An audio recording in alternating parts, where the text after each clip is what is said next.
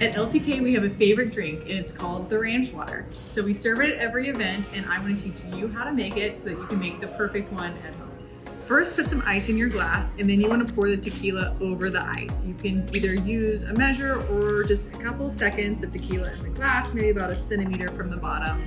Depends on how heavy you like to pour. Next, add mineral water. I love mineral water out of a glass bottle. I just think it keeps it a little bit more bitey. So I'll fill it up almost all the way to the top with that water. And then take a few squeezes of your limes. So squeeze them directly just into the glass. Of course, fresh lime juice is great. You can actually get bottled fresh lime juice. So if you're having a party, instead of cutting it for every guest, you can actually get it somewhere like a Whole Foods and just get kind of some larger pieces. So my husband likes an entire small lime in his. So that is going to be one of the key ingredients in these drinks. And then just add a pinch of salt. Sounds crazy, but it really makes a big difference.